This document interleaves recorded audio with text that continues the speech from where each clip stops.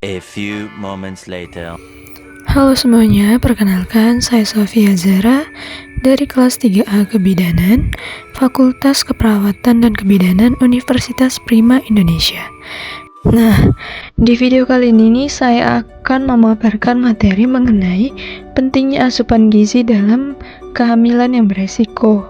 Jadi kita di sini bisa mengetahui apa sih kehamilan beresiko dan kebutuhan asupan gizi apa yang dibutuhkan untuk mencegah kehamilan yang beresiko.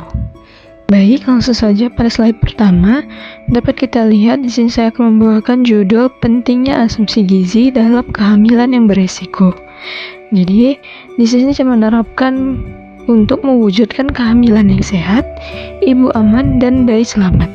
Jadi dari judul yang saya bawakan ini menegaskan bahwa kehamilan berisiko ini memerlukan perhatian khusus, salah satunya melalui asumsi atau pemenuhan gizi yang tepat.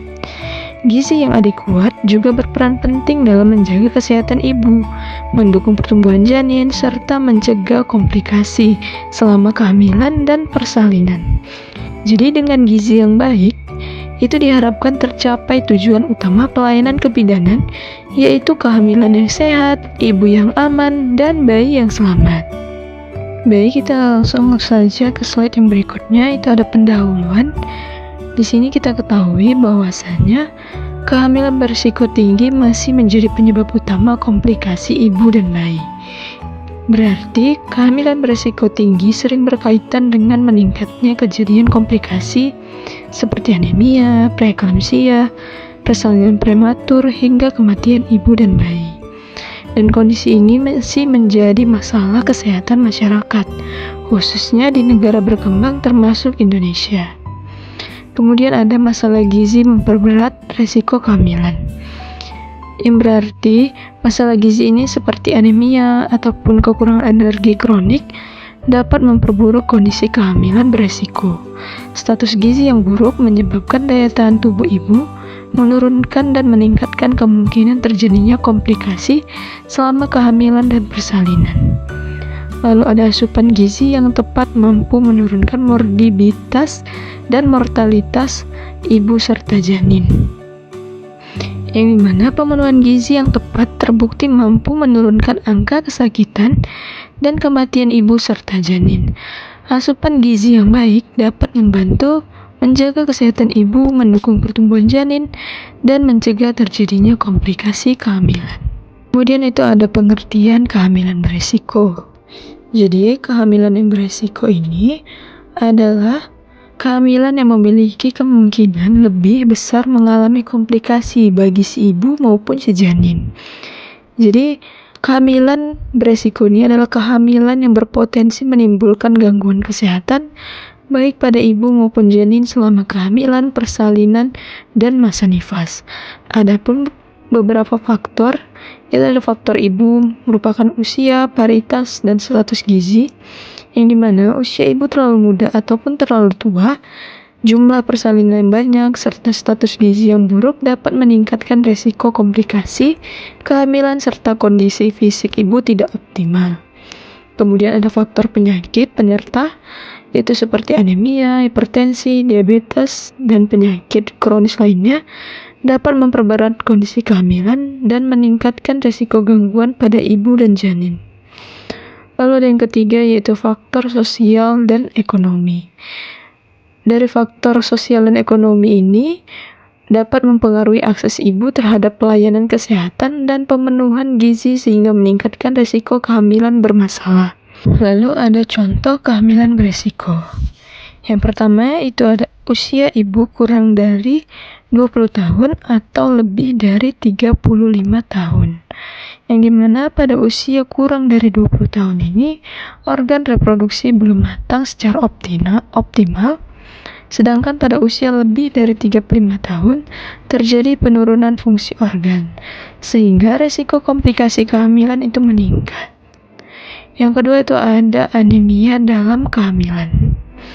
Anemia menyebabkan kurangnya oksigen ke jaringan tubuh ibu dan janin, persalinan serta persalinan prematur dan pendarahan. Kemudian ada leukemia atau kekurangan energi kronik, Cek ini menunjukkan cadangan energi ibu tidak mencukupi, yang berdampak pada pertumbuhan janin dan daya tahan tubuh ibu. Lalu ada hipertensi, diabetes, atau penyakit kronis lainnya. Yang dimana penyakit kronis dapat mengganggu aliran darah dan nutrisi ke janin serta meningkatkan risiko komplikasi serius selama kehamilan. Lalu itu ada jarak kehamilan terlalu dekat, di mana jarak kehamilan yang pendek membuat tubuh ibu belum pulih sepenuhnya, sehingga cadangan gizi belum optimal untuk kehamilan yang berikutnya. Nah, tadi kan sudah dijelaskan mengenai kehamilan beresiko pada ibu. Lalu di sini kita akan membahas tentang pengertian asupan ataupun asumsi gizi.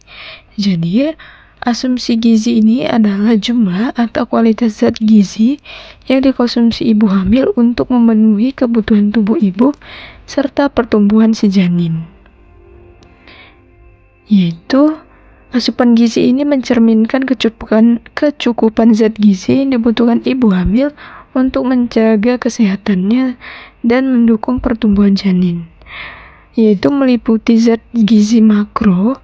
Jadi zat gizi makro ini meliputi karbohidrat, protein, dan lemak yang berfungsi sebagai sumber energi dan pembentukan jaringan tubuh. Lalu yang kedua itu ada zat gizi mikro, yang dimana zat gizi mikro ini seperti zat besi, asam folat, kemudian ada kalsium dan vitamin diperlukan dalam jumlah kecil tetapi sangat penting untuk mencegah gangguan kehamilan. Yang ketiga itu ada cairan, yang dimana cairan ini berperan penting dalam menjaga keseimbangan tubuh, sirkulasi darah, dan fungsi metabolisme si ibu. Jadi kita pun harus tahu nih, apa saja kebutuhan gizi pada ibu hamil yang dibutuhkan. Itu seperti energi pada ibu hamil itu meningkat lebih kurang 300 kilokalori per harinya. Jadi peningkatan energi ini diperlukan untuk mendukung pertumbuhan janin dan perubahan fisiologis tubuh ibu. Kemudian itu protein meningkat untuk pertumbuhan janin. Yaitu protein dibutuhkan untuk pembentukan jaringan janin, plasenta, dan peningkatan volume darah ibu. Lalu ada zat besi untuk pembentukan Hb atau hemoglobin. Yaitu zat besi ini penting dalam pembentukan hemoglobin untuk mencegah anemia pada ibu hamil. Kemudian ada asam folat untuk mencegah cacat tabung saraf. Asam folat ini sangat penting, terutama pada awal kehamilan, untuk mencegah kelainan bawaan pada janin. Kemudian ada kalsium untuk pertumbuhan tulang dan janin. Untuk pertumbuhan tulang janin. Nah, jadi kalsium inilah yang mendukung pembentukan tulang dan gigi janin serta menjaga kesehatan tulang ibu. Jadi apa sih hubungan gizi dengan kehamilan beresiko ini? Jadi, gizi yang tidak adekuat itu dapat menyebabkan anemia, BBLR, persalinan prematur, lalu ada preeklamsia, serta resiko pendarahan. Berikut penjelasannya kenapa hal ini bisa terjadi, yaitu pada anemia, kekurangan zat besi bisa menyebabkan anemia yang meningkatkan resiko persalinan prematur dan pendarahan. Kemudian ada BBLR, berat badan lahir rendah, yang dimana asupan gizi yang kurang menyebabkan pertumbuhan janin tidak optimal, sehingga bayi lahir dengan berat badan rendah. Kemudian ada persalinan prematur, yang dimana gizi yang buruk. Kemudian ada persalinan prematur, yang dimana gizi yang buruk dapat memicu persalinan sebelum usia kehamilan cukup bulan. Lalu ada preeklamsia, di mana ketidakseimbangan gizi dapat mempengaruhi tekanan darah dan meningkatkan resiko preeklamsia. Kemudian ada resiko pendarahan, yaitu kondisi gizi yang buruk melemahkan kondisi ibu dan meningkatkan resiko pendarahan saat persalinan. Lalu, apa sih dampak jika kekurangan gizi pada ibu dan janin? Jadi, kalau pada ibu itu ada mudah lelah dan lemah, itu ada kemudian resiko infeksi meningkat, gangguan proses persalinan, serta pemulihan nifas yang lebih lambat.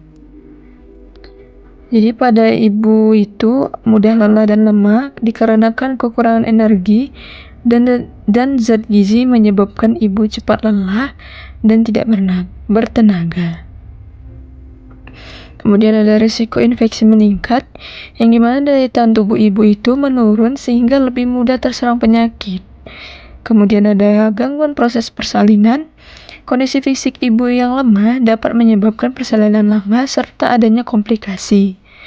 Lalu ada pemulihan nifas yang lebih lambat, yang dimana kekurangan gizi memperlambat proses penyembuhan setelah persalinan. Lalu ada dampak kekurangan gizi pada janin. Yang pertama itu ada pertumbuhan terhambat atau IUGR, yang dimana janin tidak tumbuh sesuai usia kehamilan karena kekurangan nutrisi. Lalu ada BBLR, yang dimana bayi lahir dengan berat badan rendah akibat asupan gizi ibu yang tidak mencukupi. Kemudian ada gangguan perkembangan otak. Kekurangan zat gizi tertentu dapat mempengaruhi perkembangan otak janin. Lalu ada resiko stunting di masa depan, yang dimana kekurangan gizi sejak dalam kandungan meningkatkan resiko stunting pada masa anak-anak nantinya. Dari sini kita bisa mengetahui betapa pentingnya asupan gizi pada kehamilan berisiko, yaitu untuk membantu mengontrol kondisi penyakit penyerta. Jadi asupan gizi yang tepat ini bisa membantu menjaga kestabilan kondisi kesehatan ibu. Lalu itu untuk menunjang pertumbuhan dan perkembangan janin secara optimal. Gizi yang adekuat memastikan janin tumbuh dan berkembang secara normal.